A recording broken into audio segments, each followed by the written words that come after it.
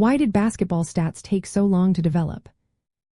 Imagine a sport that started with just a few simple rules and basic equipment, and then try to think about how tracking detailed player performance could have been easy. It wasn't. When basketball was invented in 1891, it was a very straightforward game. Players used peach baskets, 4 hoops, and a soccer ball to play. Early games only recorded points scored, and sometimes the number of players on each team varied because of the space they played in. The focus was on making sure the game could happen, not on tracking every move.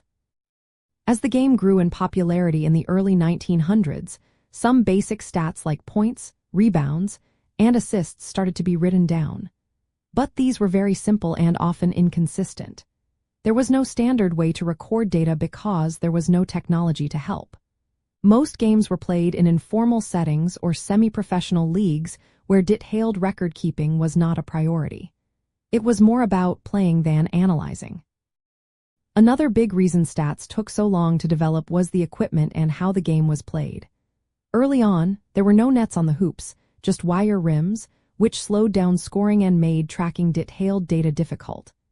After the introduction of open-ended nets in 1912, the game sped up, and scoring increased.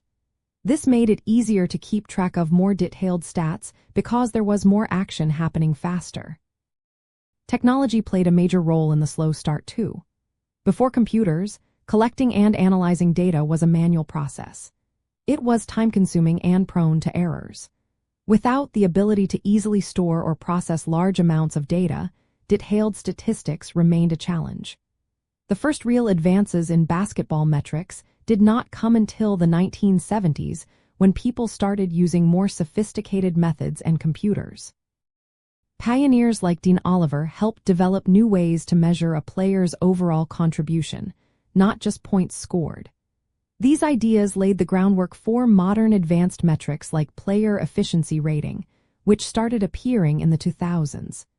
These new tools were possible because of the rise of detailed play-by-play data and powerful computers.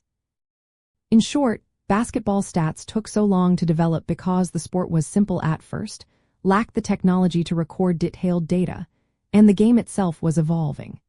As the game became faster and more complex, and as technology improved, so did the ability to analyze players in much greater detail. This slow but steady progress reflects how the sport and data collection methods grew hand in hand over many decades.